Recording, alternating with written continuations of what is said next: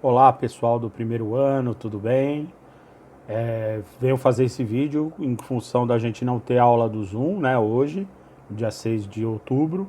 Então esse vídeo é explicativo do conteúdo que a gente vai ter nessa aula, tá certo? O nosso tema hoje muda um pouco em relação aos temas que nós tínhamos nas aulas anteriores. Nós vamos iniciar o volume 2 do livro e vamos trabalhar com vocês os conceitos e as características demográficas, né? O estudo da população, o estudo demográfico. Então muda um pouco o contexto aí que a gente vinha tendo até então. A gente estava tratando principalmente sobre meio ambiente, sobre questões de geografia da natureza. Então agora a gente vai falar mais sobre população, a geografia da população, né? Então vamos lá. Primeiro, voltando aqui, desculpa, para a gente começar, vamos mostrar aqui para vocês, né? Primeiro, o conceito de demografia, que é o estudo da população através dos números, né? Dos dados estatísticos, seja de um país, de uma região, de um estado ou do mundo, né? Quando a gente observa, então, do modo geral, a população mundial, nesse gráfico a gente vê, né? O crescimento da população mundial que durante muito tempo foi um crescimento muito baixo, né? A gente tem aí um crescimento dessa população, como vocês podem ver aqui, até o século XVIII cresceu muito pouco a população mundial, né? E a partir do século XVIII, XIX, principalmente em função da Revolução Industrial, esse crescimento se tornou um crescimento aceleradíssimo, exponencial. Hoje a gente quase chega a quase 8 bilhões de habitantes no mundo, né? Para a gente entender, né, não basta a gente entender esse crescimento da população mundial, mas também como ela se distribui, né? Como vocês podem ver aí nesse mapa mundi, a população mundial ela não se distribui por igual. Existem áreas de maior concentração, existem áreas de menor concentração demográfica, por uma série de razões históricas, naturais, econômicas, né? Que fazem com que a população não se distribua por igual no mundo, né? Para a gente começar, vamos relembrar alguns conceitos básicos que vocês tiveram lá no ensino fundamental sobre população, né? Com certeza vocês já viram isso, já estudaram isso, né? Quando a gente se refere a uma população de um país, de uma região, ao número total de habitantes, a gente está falando da população absoluta. Quando eu digo que um país, uma região tem uma população absoluta elevada, a gente fala que esse país é populoso, né? Já um outro conceito, ou melhor, a gente diz que é um país muito populoso. Já um outro conceito importante é o da população relativa, que é o conceito que se refere à população em relação à área territorial, né, daquele país, daquela região. Quando existe um país ou uma região onde a população em relação à área é muito grande, nós falamos que é uma região muito povoada, né? Então o conceito de povoado se refere à população em relação à área, né? Por isso população relativa. Ou densidade demográfica, né? O outro termo que a gente utiliza, né, para se referir a essa relação entre a população e a área. Geralmente as áreas de maior concentração de população são chamadas de ecúmenas, espaços ecúmenos, né? Onde existem condições, sejam elas naturais, econômicas, que favoreceram a concentração de pessoas ali, e áreas anecúmenas, que são aquelas áreas ou por serem desertos, ou por serem áreas geladas, né, nos polos, ou montanhosas, que por uma razão natural não tem condições de ali se estabelecer o ser humano. Se bem que hoje o humano, né, o domínio da tecnologia, ele consegue até mesmo se estabelecer em áreas muito hostis, né, do ponto de vista natural. Um outro conceito importante é do crescimento vegetativo ou natural de uma população, que é aquele crescimento cuja resulta da diferença entre o número de nascimentos, ou a taxa de natalidade, e o número de mortes, ou a taxa de mortalidade. Então, natalidade menos mortalidade, num país, numa região, resulta no chamado crescimento vegetativo, né? Hoje esse crescimento no mundo gira em torno de 1,2% ao ano, né? Então a população mundial continua crescendo. Há uma razão menor do que em tempos passados, mas continua crescendo, 1,2% ao ano, né? Um outro conceito importante, básico, é o de taxa de fecundidade, que está relacionado à taxa de natalidade e ao crescimento vegetativo. Taxa de fecundidade ou de fertilidade é o número médio de filhos por mulher em idade fértil, né?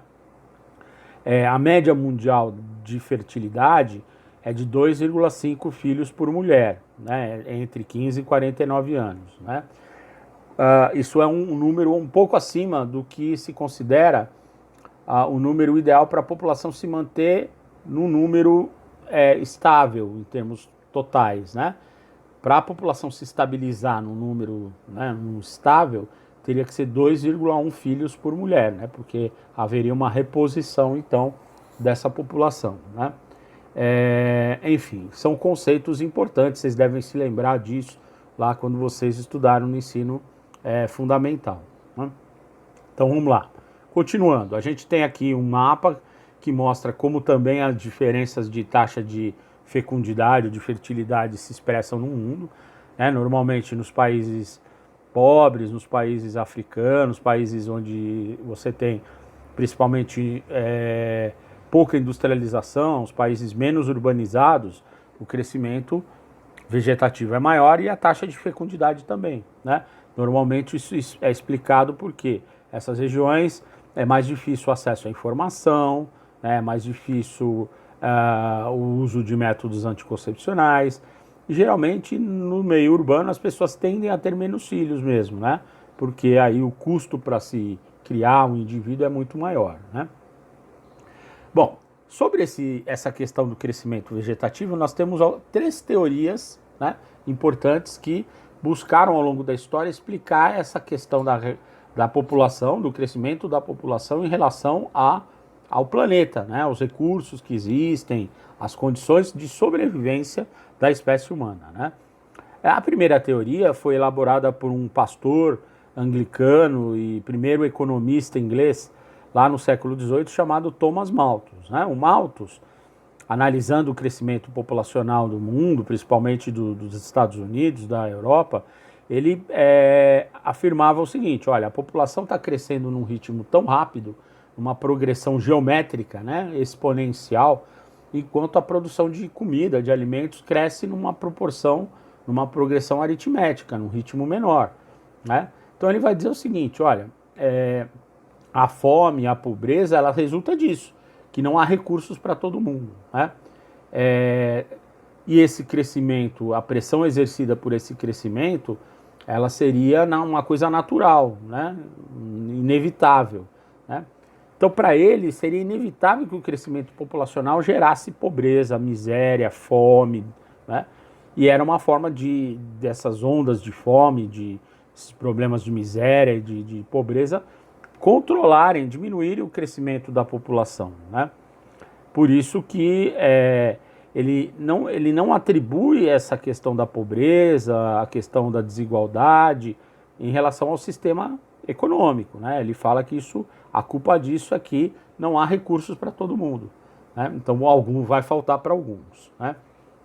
O que se critica em relação à teoria malthusiana, né, é que, na verdade, essa teoria não leva em consideração as condições sociais, econômicas, o funcionamento do sistema capitalista, da economia, que gera desigualdades, né?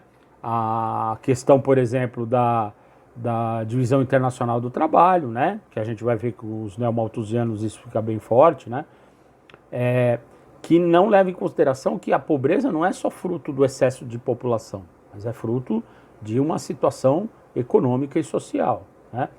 E também essa teoria desconsidera os avanços tecnológicos, sobretudo em relação ao combate a doenças, ao setor agrícola, né, aumentando a produtividade. Quer dizer, hoje a gente tem a prova de que essa teoria ela não era correta, ou ela tem furo. Por quê? Porque hoje o mundo produz mais comida do que é necessário alimentar as pessoas, e no entanto continua havendo fome, né? Vamos lá, uma segunda teoria, inspirada nessa primeira teoria, é a neomalthusiana, né? Essa teoria já se passa aí no século XX, e ela se refere aos teóricos que, diante do crescimento do número de países pobres, subdesenvolvidos no mundo, principalmente após a década de 1950, 1960, esse grande número de países que aparecia no mundo tinha um crescimento demográfico muito grande, né? E aí surgiu esse conceito, essa ideia de uma catástrofe, de uma explosão demográfica, né? De que o mundo cresceria tanto em termos populacionais que não haveriam condições econômicas, em termos de gerar emprego, gerar renda, gerar sobrevivência para as pessoas. E os neomalthusianos, que defendem essa teoria, eles dizem, olha, os países pobres são pobres por causa da elevada taxa de fecundidade, da elevada taxa de natalidade. E, portanto, para isso tem que fazer o quê? Controlar, fazer controle de natalidade, frear a explosão demográfica, né? Essa teoria neomalthusiana também foi muito criticada, né? Por quê? Porque ela não leva em consideração a divisão internacional do trabalho, que mantinha os países pobres sendo explorados pelos países ricos, né? Na economia mundial, né? Não leva em consideração que a pobreza no mundo, em termos de países, ela tem a ver também com a forma pela qual o sistema econômico se organiza, né? Enfim, também essas teorias elas tiveram uma difusão muito grande, né? Mas eles não levavam em consideração que a questão populacional está relacionada à questão social e econômica, né? Enfim, chegamos então à última teoria, a teoria reformista. É a teoria que sustenta que a pobreza ela não deve ser combatida com controle de natalidade, né? Como dizendo assim, o problema da pobreza não é o excesso de pobre, né? O problema da pobreza são as políticas públicas que não são direcionadas para a melhoria da qualidade de vida, né? E não só combater o crescimento vegetativo, né? Por quê? Porque se evidenciou que países que mesmo diminuindo o crescimento vegetativo, não melhoraram as suas condições de vida, né? Isso aconteceu com os países subdesenvolvidos, muitos deles reduziram o crescimento populacional, mas não melhoraram do ponto de vista social e econômico, né? Nessa teoria reformista surge um outro conceito que sobrepõe-se e substitui ao conceito de explosão demográfica, é o conceito de transição demográfica, né?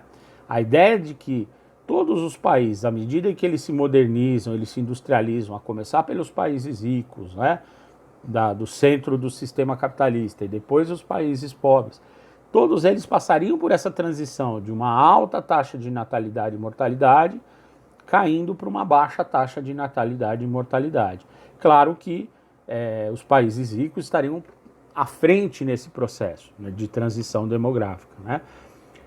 Nesses países, inclusive, estaria ocorrendo um fenômeno que é o envelhecimento da população, né, associado ao aumento da expectativa de vida, diminuição do crescimento vegetativo, diminuição do número de jovens, acaba levando a um envelhecimento da população, né, que em alguns casos, a gente vai ver mais para frente, o problema para muitos países, né?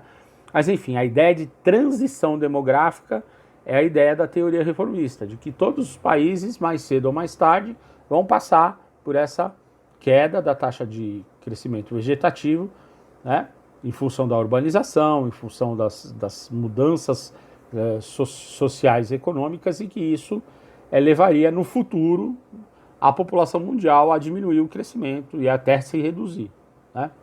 Para a gente finalizar, nós temos aqui um gráfico que mostra o que é essa transição demográfica, né? Vejam aí, né, a taxa de natalidade, né, que cai depois da taxa de mortalidade, né? Primeiro cai a mortalidade. Quando cai a mortalidade e a natalidade se mantém alta,